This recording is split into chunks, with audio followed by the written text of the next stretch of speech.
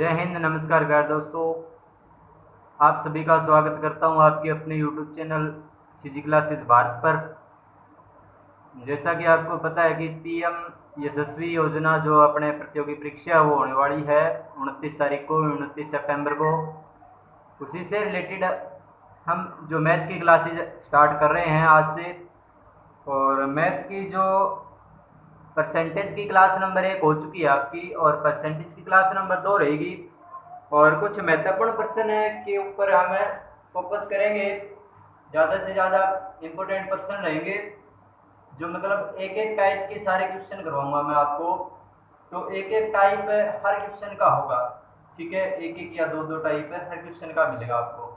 तो आपको थोड़ी सी बहुत दिक्कत होगी, क्योंकि एक टाइप एक ही क्वेश्चन होगा, दूसरा एक ऑटोमेटिक दूसरा टाइप स्टार्ट हो जाए एक क्वेश्चन होने के बाद में।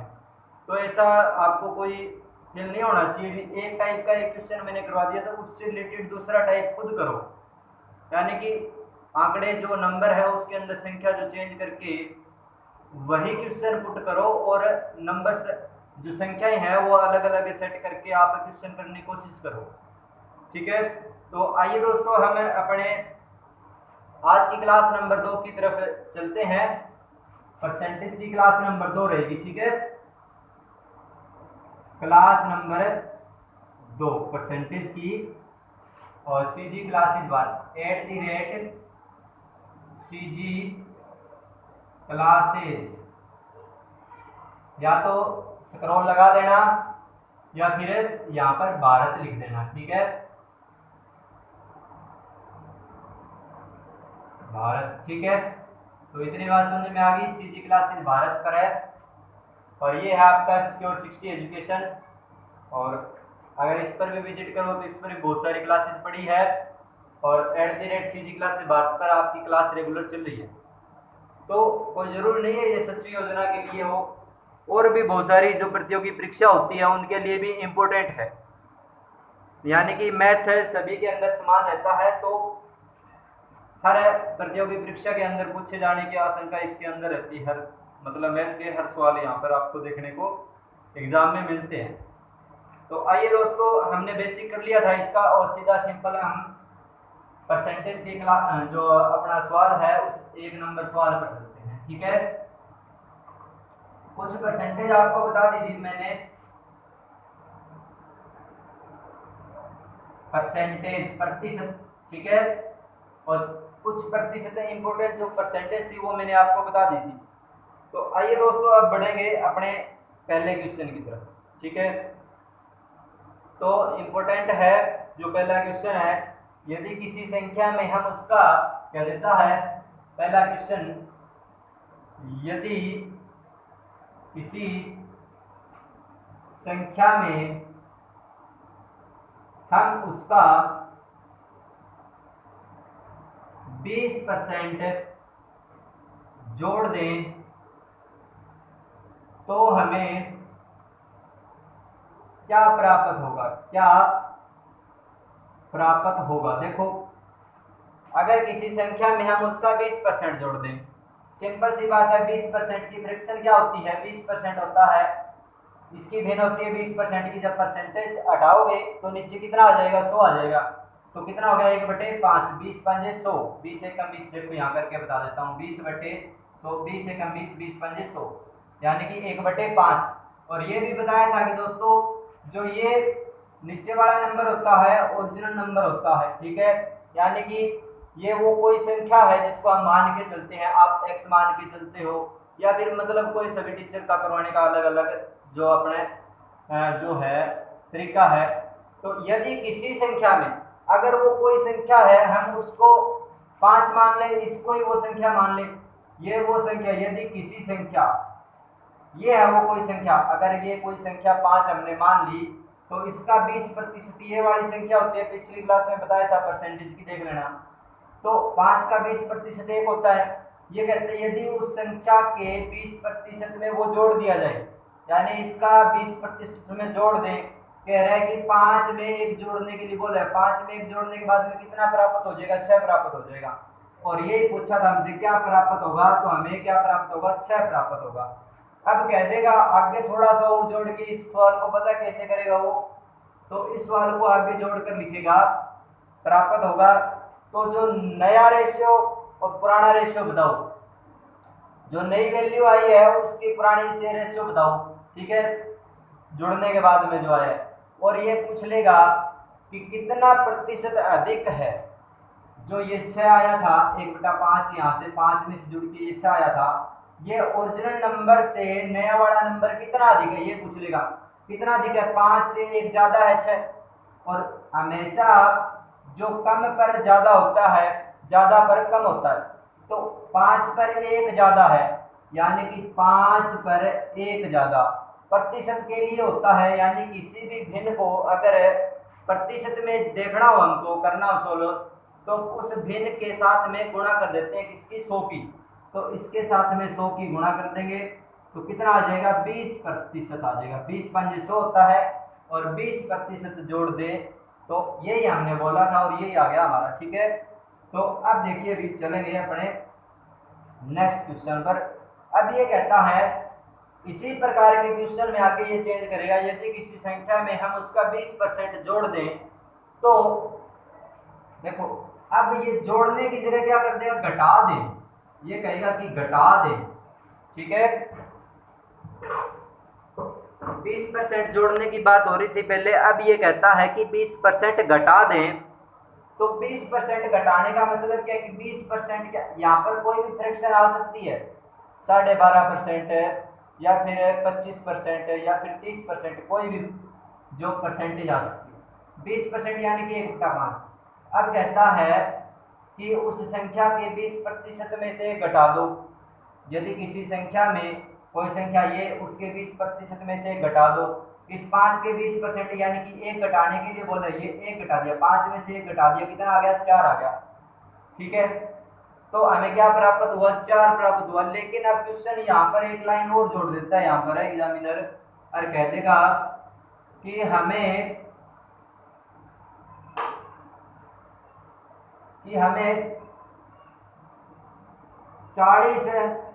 400 प्राप्त होता है, ठीक है, 400 प्राप्त होता है।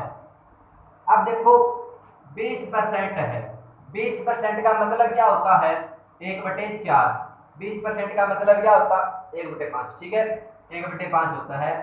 और 20% का मतलब 1/5 हो गया। अब 5 का 20% अगर उसमें से घटा दें तो कितना आ जाएगा, 4 आ जाएगा। ये कहता है 4 प्राप्त हो, हमारी तरफ से तो 4 प्राप्त होगा, लेकिन क्वेश्चन कहता है अगर 20% घटा दें तो हमें 400 प्राप्त होता है। 4 नहीं प्राप्त होता, क्वेश्चन कहता है कि 400। 4 बराबर किसके है, 400 के है।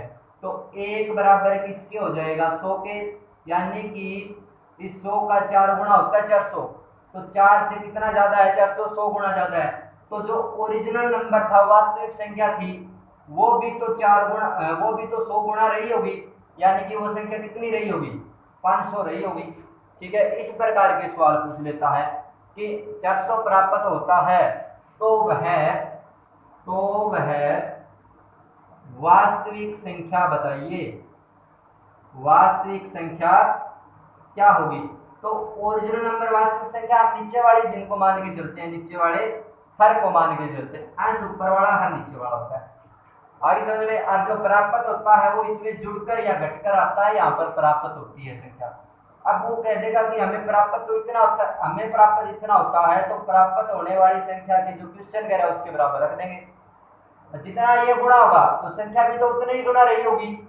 ये हमारा सवाल इस प्रकार से आता है। अब चलेंगे अपने नेक्स्ट सवाल पर। नेक्स्ट सवाल है दोस्तों आपका, अब ये देखो, अब यदि किसी संख्या की जगह कोई इसने संख्या ही दे दी, अब की बात, इसने क्या किया, कोई संख्या दे दी यहां पर और कह दिया कि 3264 में हम उसका 20% जोड़ दें। 3264 में हम उसका 20% जोड़ दें तो हमें क्या प्राप्त होगा। सिंपल सी बात है, तो हमें क्या प्राप्त होता है बताइए भी, तो हमें क्या प्राप्त होता है। तो इसको भूल जाओ एक बार, इसको बाद में सेट करें इस लाइन को। अब देखो कह देगा कि 3264 में हम उसका क्या जोड़ दें, 3264 में हम उसका 20% जोड़ दें तो हमें क्या प्राप्त होगा। अब देखो 20% जोड़ने का मतलब यहाँ पर क्या हो जाएगा, यहाँ पर आप दूसरी फ्रैक्शन उठाओ, क्योंकि 20% जोड़ने पर ये कटेगा नहीं हमारा, तो इसलिए कोई दूसरी फ्रैक्शन उठाते हैं। हमने उठाई फ्रैक्शन 12.5%, ठीक है। 12.5 कितना होता है, 1/8 होता है। अब देखो 12.5% की फ्रैक्शन क्या होती है, 1/8 होती है। क्यों होती है आपको पता होगा, पढ़ाई थी पिछली क्लास में। तो ओरिजिनल नंबर आपका 8 है। क्या है ओरिजिनल नंबर, ओरिजिनल नंबर आपका 8 है, वास्तविक संख्या यानी कि ओरिजिनल नंबर 8 है। तो इसने जो कोई संख्या यहाँ पर दे रहा था, जब तब हम मान के चल रहे थे कि ओरिजिनल नंबर नीचे वाला होता है। अब वो इसने नंबर दे दिया हमको पहले से, ओरिजिनल नंबर 8 नहीं है, वो कहता है कि 3264 है। कितना है, 3264। 8 चौके 32, 8 से मैं इसको भाग दे रहा हूँ, ठीक है, या काट दो आप या भाग दे दो, भाग दे दो तो एक ही बात है। 8 चौके 32, तो एक 6 तो जाएगा नहीं, तो 64 को कंप्लीट उतार लो, तो 64 दो अंक उतरते हैं तो एक जीरो लगती है, तो 8 8 64। ये 8 का 408 गुणा है 3264, तो ओरिजिनल नंबर है। और ये कहता है कि इस नंबर में हम उसका इतना परसेंट, इस नंबर का इतना परसेंट ये वाला होता है, तो 8 का 12.5% एक होता है, तो 8 के 12.5% में एक जोड़ देंगे हमें, तो 8 में एक जोड़ने के बाद में कितना हो गया, 9 प्राप्त हुआ। हमें कितना प्राप्त होता है, 9 प्राप्त होता है। 9 कब प्राप्त होगा, जब संख्या 408 गुणा होगी। तो 408 गुणा जब होगी, जब ये 8 ही रही होगी, अब जोड़ने के बाद में 9 का 408 गुणा करेंगे, तब हमको जो प्राप्त होगा, जो हमारा आंसर होगा। तो 408 गुणा इसका कर दो, 9 चौका 36 है और 9 8 72, ठीक है, 3672 हमारा आंसर हो जाएगा। आई समझ में। अब चलेंगे अपने नेक्स्ट क्वेश्चन पर। नेक्स्ट क्वेश्चन दोस्तों आपके सामने है, जैसे कि तीसरा क्वेश्चन। अब देखो, अब फिर से कहता है, एक बिल्कुल थोड़ा सा चेंज हो जाएगा सवाल में। अब देखिए ये कहता है, यदि किसी संख्या में, यदि किसी संख्या में, यदि किसी संख्या में, संख्या के, यदि किसी संख्या के लिख लेना यहाँ पर मैंने, के 37.2% है, यदि किसी संख्या के 37.2%, यदि किसी संख्या के 37.2% में 550 जोड़ दिया जाए, में 550 जोड़ दिया जाए, 550 जोड़ दिया जाए तो क्या होता है, तो हमें वह संख्या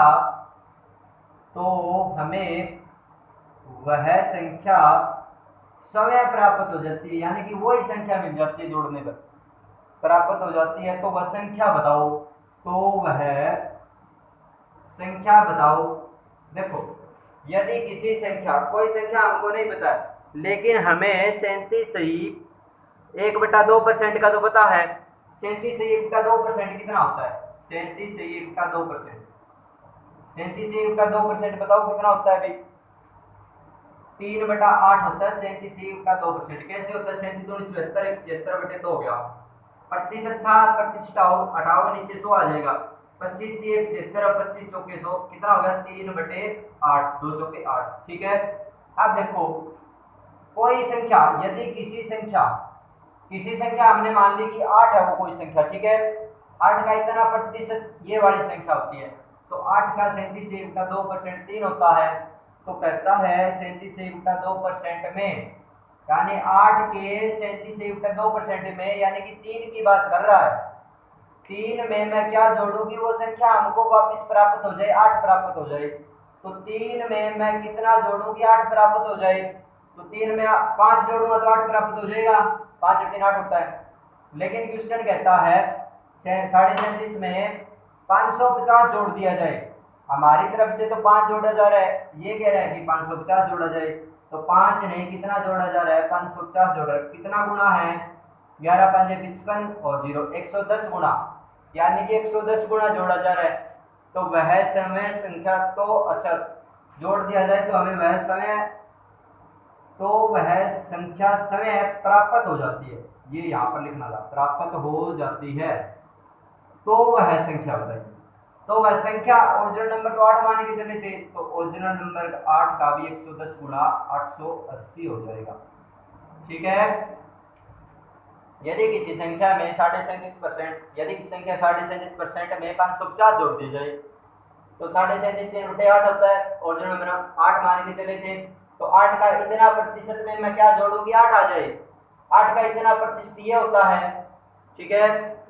तो इसमें मैं क्या जोड़ूंगी, 8 3 में मैं 5 जोड़ू तो 8 आ जाए, लेकिन 5 जोड़ना ही नहीं है। ये कहता है कि 550 जोड़े, 5 नहीं 550 जोड़े, 110 गुना ज्यादा जोड़ रहे हैं। तो 100 संख्या भी तो 110 गुना ज्यादा ही रही होगी, तभी तो 110 गुना ज्यादा ही उत्तर आया हमारा। ठीक है।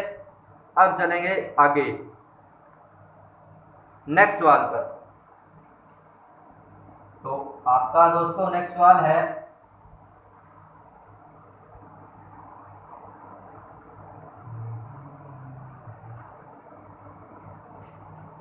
नेक्स्ट सवाल दोस्तों इसी प्रकार का है, इसी प्रकार का नहीं, अलग सवाल है। जिस प्रकार से एक बेईमान दूध वाला कोई दुकानदार, कोई भी लगा दो आप, एक बेईमान जो दुकानदार होता है वो दूध को कहता है कि मैं लागत मूल्य पर बेचने की घोषणा करता हूँ, लेकिन वो कोई अपने पानी वगैरह मिला ले कहीं से भी चलता फिरता। ठीक है। तो परंतु कहता है कि मैं दूध में पानी मिलाता है। अच्छा, एक बेईमान दूध वाला दूध को लागत मूल्य पर बेचने की घोषणा करता है, दूध को लागत मूल्य पर बेचने की घोषणा करता है। ठीक है। और परंतु वह दूध में पानी मिला देता है, पानी मिला दिया उसने दूध में। ठीक है, पानी मिलाता है और 14 से 2/7% का लाभ कमाता है, 14 से 2/7% का लाभ कमाता है। ठीक है। आगे, तो मिश्रण से दूध का अनुपात बताओ, मिश्रण से दूध का अनुपात पूछा, ये होता है रेशियो। रेशियो, अरे इसके बाहर कर नहीं लगेगा, ये होता है बस रेशियो। दो समान अनुपात होते हैं। ठीक है, दो बिंदु, रेशियो, समान अनुपात, रेशियो। अच्छा, अब देखो, यानी कि दूध वाला दूध को लागत मूल्य पर, यानी कि जितने में खरीद के लाए ना, कह रहा है कि मैं उतने में दे दूंगा, लेकिन पानी में उसमें दूध में पानी मिलाता है और 14.5 से 2/7% का लाभ कमाता है। 14 से 2/7% कितना होता है, 1/7 होता है। ठीक है, 1/7 होता है। मान लेते हैं कि 7 लीटर दूध था उसके पास में, ओरिजिनल नंबर तो यही होता है, यानी उसके पास में 7 लीटर दूध था, 7 लीटर दूध था। और उसने क्या किया, 7 लीटर दूध का 14 से 2/7% यानी कि 1 लीटर पानी मिला दिया। 7 का इतना प्रतिशत, ये वाली संख्या होती है, आपको बताया है हर बार। तो 7 का इतना प्रतिशत ये वाला, यानी कि 7 लीटर दूध में इतना प्रतिशत, यानी कि 1 लीटर पानी मिला दिया। तो 7 में 1 लीटर पानी मिला दिया, 7 लीटर दूध आपके पास में 1 लीटर पानी मिला के देखना कितना हो जाएगा, 8 लीटर हो जाएगा। ठीक है, 8 लीटर हो गया दूध।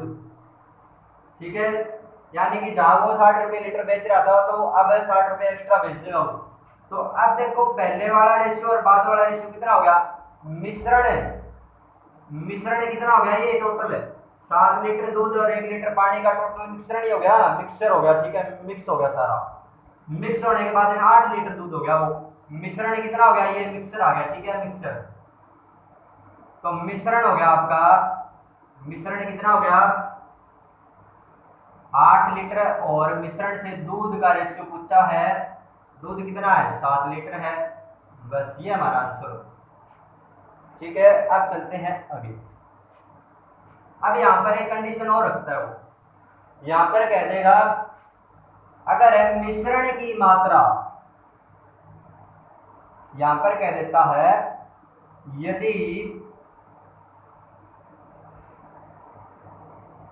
यदि मिश्रण की मात्रा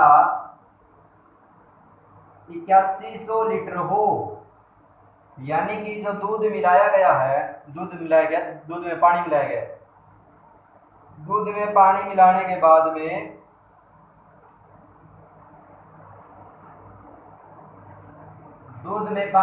के बाद में जो मिक्सर है वो 6400 लीटर मान लो आप।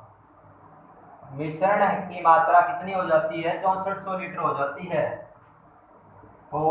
है। ठीक है। तो अब ये पूछता है आगे, उसमें दूध कितना था, दूध की मात्रा बताएं। यानी कि एक दूध वाला दूध को लागत मूल्य पर बेचने की घोषणा करता है और 14.7% का लाभ कमाता है और दूध में पानी मिलाता है। यदि मिश्रण है, पानी मिलाने के बाद में मिश्रण की मात्रा 6400 लीटर हो जाए तो दूध की मात्रा बताएं। तो 14.5 से दो, ये 14 से 2.7% 7 होता है। तो इसका इतना प्रतिशत अगर साथ में मैं जोड़ दूं, साथ में जोड़ दिया 8 लीटर हो गया मिश्रण। लेकिन मिश्रण कहता है 6400 लीटर, 8 ने मिश्रण कितना होना चाहिए? 6400 लीटर होना चाहिए क्वेश्चन के हिसाब से। कितना ज्यादा? 800 गुना ज्यादा। तो दूध कितना रहा होगा? 800 गुना ज्यादा ही रहा होगा। तो 8 7 5600 लीटर, 5600 लीटर दूध था और उसने पानी मिलाया, उसके बाद में 6400 लीटर दूध बेच गया वो। ठीक है, कितना अधिक बेच गया? अब देखो कितना दूध अधिक बेचा उसने। 5600 लीटर दूध था और उसमें पानी मिलाने के बाद में 6400 लीटर बेचा उसने। तो देखते हैं कितना पानी मिलाया था। 0 0 यहाँ पर 14 में से 6 गए 8, 800 लीटर पानी मिलाया उसने। अब चलेंगे अपने नेक्स्ट क्वेश्चन। Next type. ठीक है, हर प्रकार के टाइप के सवाल आपको करवा रहे हैं। और अब आता है दोस्तों नेक्स्ट टाइप।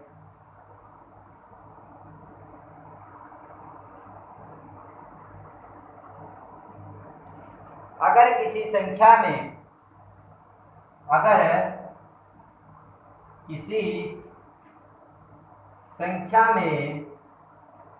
कहता है, अगर किसी संख्या में 1330 जोड़ दिया जाए, 1330 जोड़ दिया जाए, अगर किसी संख्या में 1330 जोड़ दिया जाए तो संख्या का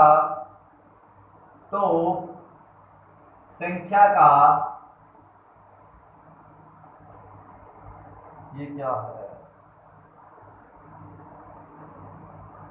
37 से 1/2% बन जाता है। 37 से 1/2% बनता है। तो पूछता है ये वास्तविक संख्या बताइए, ओरिजिनल नंबर, वास्तविक संख्या क्या होगी? अगर किसी संख्या में 1330 जोड़ दिया जाए, कितना जोड़ने की बात हो रही है? 1330। अब देखो 37.5% कितना होता है? 37.5% होता है 3/8। 37.5% कितना होता है? 3/8 होता है। अगर कोई संख्या वो मान लेते हैं कि 8 है, ओरिजिनल नंबर कितना है? 8 है ओरिजिनल नंबर। अगर ओरिजिनल नंबर 8 है, अगर किसी संख्या यानी कि वो संख्या 8 है, उसमें संख्या में 1330 जोड़ दिया जाए, तो इस संख्या में मैं क्या जोड़ूं कि 1330 जोड़ दिया जाए तो वह संख्या इतना, ये 1 मिनट देखो भाई, ये अपना था 337% था। 37.5% नहीं था, 337 से ही 1/2% था। अब तुमको दिक्कत होगी तो 37.5% तो हमको पता है, लेकिन 337 से 1/2% कैसे चेक करें? तो इसी को समझ लेते हैं। 337 से 1/2, देखो 337 को क्या लिख सकता हूं मैं? 300 प्लस में 37 से 1/2% लिख सकता हूं। आप तो बिल्कुल। तो 300 का प्रतिशत निकालोगे, तो 300 का प्रतिशत निकालोगे, 300% है ये अपने आप में, बटा में 100, तो कितना आ गया? 3% आ गया इसका, 300 का तो 3% हो गया, 3%, अच्छा 3 ही आ गया, 3 प्लस में 37 सही 1/2%। अब देखो 37 से 1/2% कितना होता है, 3/8 होता है।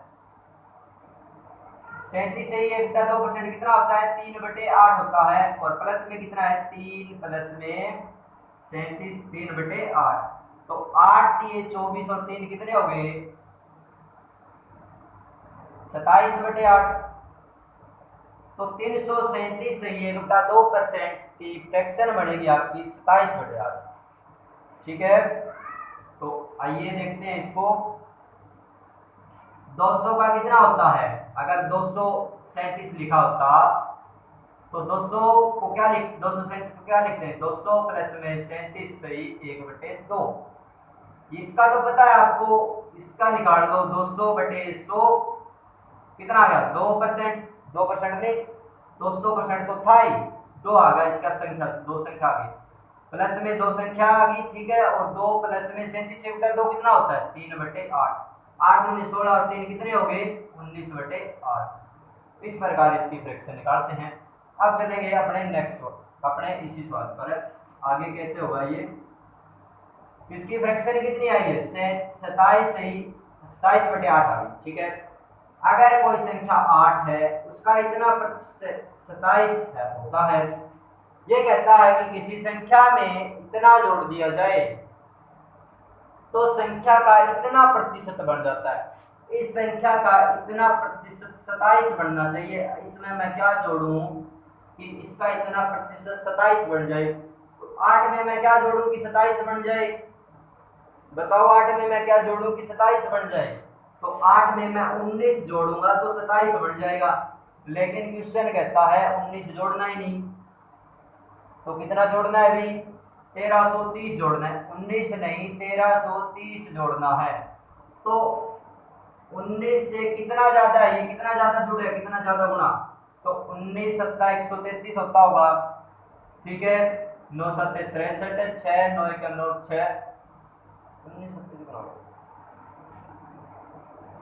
ठीक है, तो ये हो गया 19 सत्ता 133।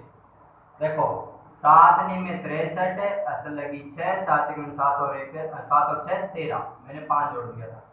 अब देखो 70 गुना अधिक है, तो ओरिजिनल नंबर भी तो 70 गुना रहा होगा, 560, 7 8 56 560, यानी ओरिजिनल नंबर कितना था, 560।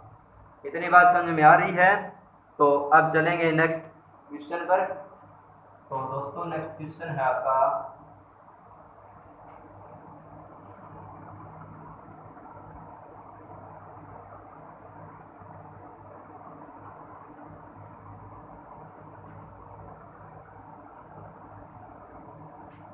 नेक्स्ट क्वेश्चन है, यदि किसी संख्या में,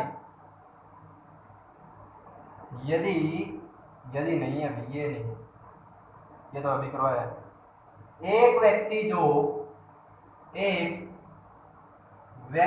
जो अपनी आय का, एक व्यक्ति जो अपनी आय का 22.2% खर्च करता है, 22.2% रहने दो, यहाँ पर आप करो 33.1/3% खर्च करता है। ठीक है, एक व्यक्ति अपनी आय का 33.1/3% खर्च करता है और वह प्रति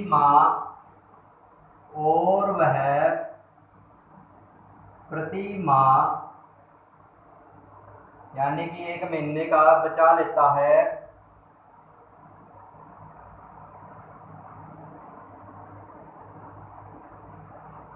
वह प्रति माह 2000 रुपये बचा लेता है। ठीक है, 2000 रुपये बचा लेता है। तो पूछ रहा है उसकी आय कितनी थी, नहीं, उसका व्यय प्रति माह रुपए में, बताओ उसने खर्च किया, वो उसका व्यय यानी कि खर्चा किया, एक्सपेंडिचर, उसका व्यय प्रति माह बताइए कितना था, प्रति मास रुपए में कितना था। अब देखो एक व्यक्ति जो अपनी आय यानी इनकम होगी, इनकम का इतना प्रतिशत एक्सपेंड कर देता है और वह प्रति माह पर मंथ कितना 2,000 रुपए बचा लेता है, तो उसका सेविंग कर लेता है ये, और उसका वे एक्सपेंडिचर प्रति माह बताना है। एक व्यक्ति जो अपनी आय का 33/3% कितना होता है, 33/3% है कितना होता है, 1/3 ही होता है। तो इस 3 का इतना प्रतिशत यानी कि एक क्या करता है, एक व्यक्ति जो अपनी आय का इतना परसेंट खर्च करता है, ये देखो, यानी कि इस 3 का इतना प्रतिशत खर्च कर दिया। अगर उसकी आय 3 रही होती, इनकम उसकी टोटल इनकम कितनी रही होती, आय 3 रही होती, और 3 का इतना प्रतिशत यानी कि ये वाला एक खर्च कर देता, एक खर्च कर दिया, ठीक है, खर्च कर दिया एक, तो 3 में से एक खर्च कर दिया, तो बचा कितना, सेविंग कितनी हुई उसकी, बचत सेव कितने किए, यहाँ पर 2 रुपए सेव किए, लेकिन क्वेश्चन कहता है 2 रुपए नहीं 2,000 रुपए बचाता है, 2 नहीं कितने बचाता है, 2,000 रुपए, 2 बराबर 2,000 तो 1 बराबर 1,000, ठीक है, 2 एकम 2 भाग दे दो इसको 1,000, तो आय कितनी थी उसकी 1,000 गुना रही होगी, तो 3,000 रुपये कमाया करता था वो, 1,000 रुपये खर्च किया करता था, और उसका व्यय पूछा था, व्यय कितना है, तो व्यय कितना है देख लो, खर्च कितना करता था, 3,000 रुपये कमाता था, और 2,000 रुपये बचा रहा था, 1,000 रुपये अधिक, तो खर्चा एक ना होके खर्चा भी कितना गुना हो जाएगा, 1,000 गुना, तो 1,000 रुपये वो खर्च करता था, तभी तो 2,000 बचाए होंगे उसने, ठीक है। अब चलेंगे दोस्तों नेक्स्ट सवाल पर।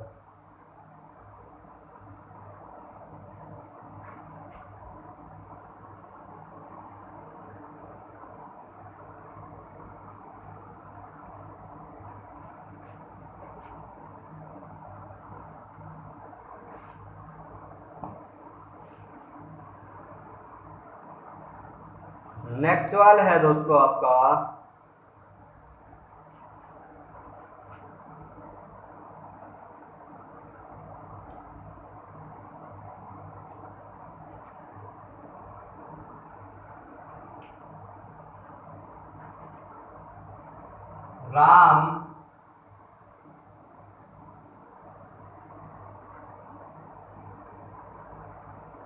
राम मोहन से 12 साल छोटा है, 12 वर्ष छोटा है, अच्छा, राम की आयु उनके और राम की आयु उनके और राम की आयु उनके दोनों के और मोहन की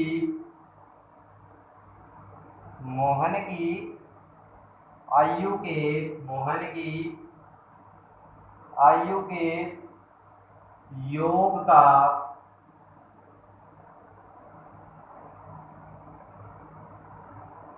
37.5% है।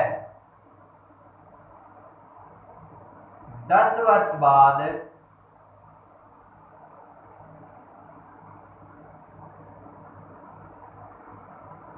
मोहन की आयु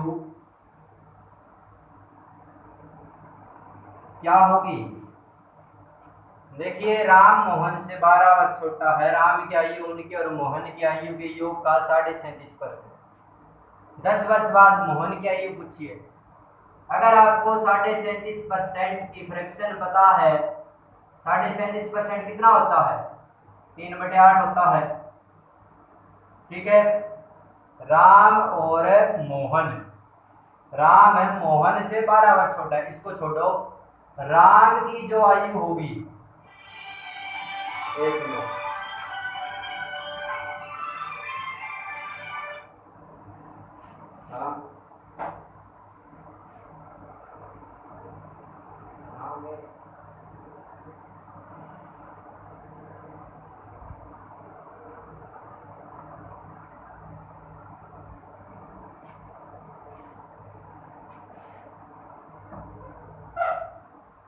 दोस्तों कंटिन्यू करते हैं। 37.5% की वैल्यू कितनी होती है? 3/8 होती है फ्रैक्शन में। राम की आयु उनके और मोहन की आयु के योग का, जो राम की आयु होगी, जो राम की आयु होगी उनके यानी दोनों के और मोहन की आयु के योग का, यानी कि ये दोनों की आयु की योग है, दोनों की आयु का योग है ये। तो राम की आयु होगी उन दोनों की आयु के योग का, दोनों की आयु मान लेते हैं कि 8 है। ये राम प्लस मोहन की आयु है, मान लेते हैं दोनों का जोड़ है। तो इस आयु के योग का, इन दोनों के योग का इतना प्रतिशत राम की आयु है। राम की आयु क्या है? इन दोनों के आयु के योग का इतना प्रतिशत राम की आयु, इसका इतना प्रतिशत ये वाली होता है। तो ये किसकी है? राम की आयु है।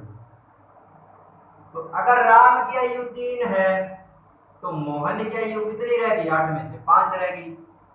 आयु के योग का 37.5% है। ठीक है, राम की 3 आयु, मोहन की 5। अब देखो राम 3 साल का है, मोहन 5 साल का है। राम मोहन से 12 वर्ष छोटा है। राम मोहन से कितना वर्ष छोटा है? 5 में से 3 कितने? 2 वर्ष छोटा है। लेकिन ये कहता है 12 वर्ष छोटा है। कितना गुना छोटा है? 6 वर्ष, 6 गुना छोटा है।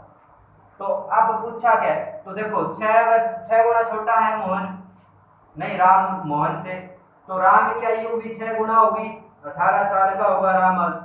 मोहन की आयु भी 6 गुना होगी, 30 साल का होगा मोहन। पूछा किसकी है? 10 वर्ष बाद मोहन की आयु पूछी है।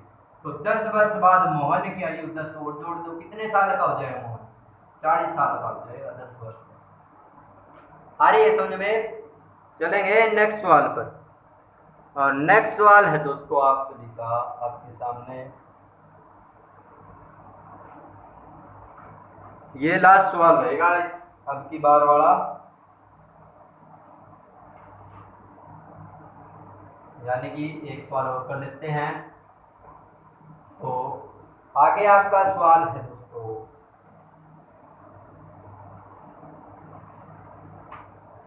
यदि एक्स वाई से, यदि एक्स वाई से 20% कम है, 20 नहीं 25 करो, 25% कम है, तो x रेशियो y कितना होगा? देखो x y से 25% कम, 25% कितना होता है? 25% होता है आपका 1/4।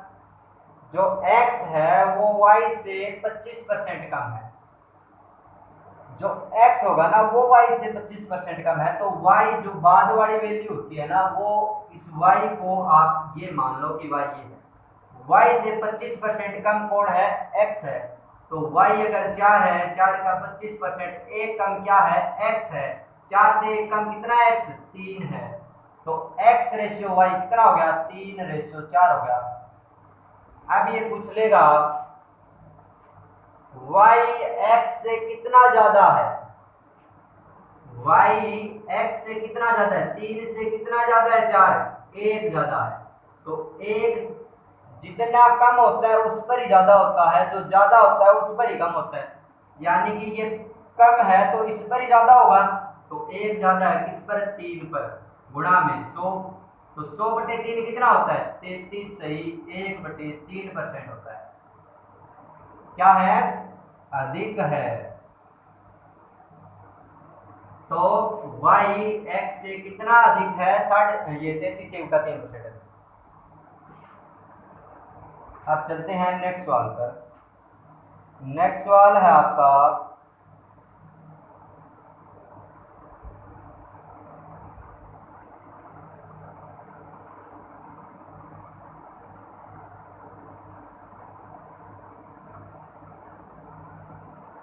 यदि x का मान, अच्छा ये तो हो गया। अच्छा नेक्स्ट सवाल दोस्तों आपके सामने है, यदि x y का 80% हो, यदि x y का 80 नहीं आप 40% मानो, 40% x y का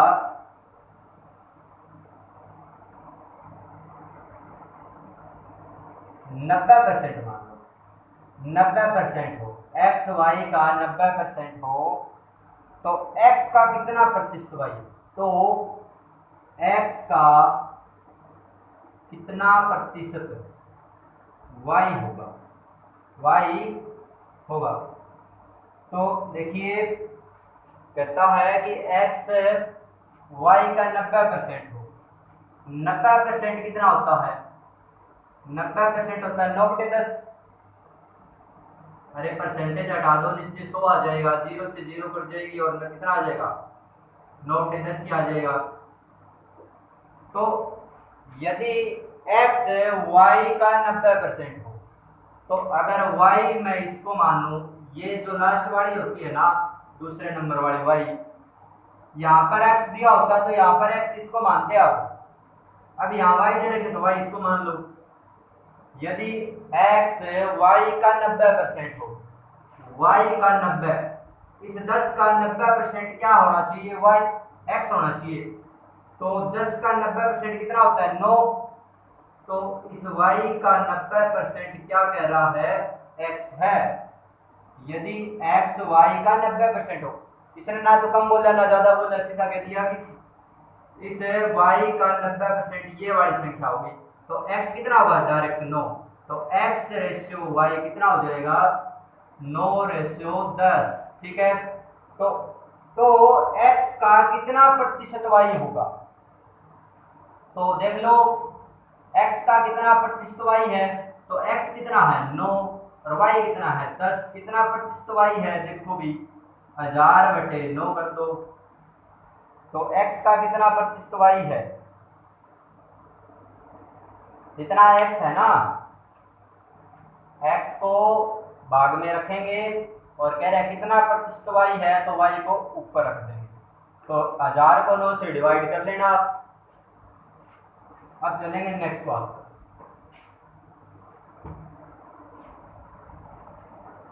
तो दोस्तों आज की क्लास इतनी रखते हैं और नेक्स्ट क्लास में मिले। चलो एक सवाल और कर लेते हैं। p क्याऊ से 6 गुना, p क्याऊ से 6 गुना है, p क्याऊ से 6 गुना है, क्याऊ p से कितना परसेंट कम है? तो क्याऊ p से कितना परसेंट कम है? देखिए p क्याऊ से 6 गुना है, p है ना वो क्याऊ से 6 गुना है, क्याऊ से 6 गुना p है। कहने का मतलब अगर क्याऊ 1 होता तो p कितना होता? 6 होता। बात तो वही होगी, p क्याऊ से 6 गुना है, तो p हो गया वो p है वो क्याऊ से 6 गुना तो है। अगर क्याऊ 1 है तो p कितना होगा? 6। यानी एक में कितना गुना कर दिया? 6 गुना p हो गया। तो क्याऊ p से कितना कम है? जो क्याऊ p से कितना कम है? 6 से कितना कम है? 1 5 कम है। क्याऊ p से कितना प्रतिशत कम है? तो 6 पर 1 की 5 की कमी, 6 पर 5 की कमी गुणा में 100, 500/6 कितने में जाएगा? 250 दूनी 500 हो गए और 3 दूनी 6 हो गए। ठीक है। तो अब 250/3 कर दो। 250/3 क्या होगा? 500। ठीक है। अब 250/3 को आगे और 16 कर दो। 3 8 24 पे जाएगा और यहाँ से बच जाएगा 10, फिर 3 3 9 और 1 बच जाएगा यहाँ पर 3। 83 से ये उल्टा 3% है, कम है। ये आपका आंसर आ जाएगा। दोस्तों आज की क्लास इतनी रखते हैं और काफ़ी लंबी क्लास हो गई है, 45 मिनट के लगभग। तो और नेक्स्ट क्लास में नेक्स्ट टाइप जो जितने भी रह गए हैं वो सारे कंप्लीट करने की कोशिश करेंगे। तो थैंक यू, जय Hind. Like share and subscribe कर देना।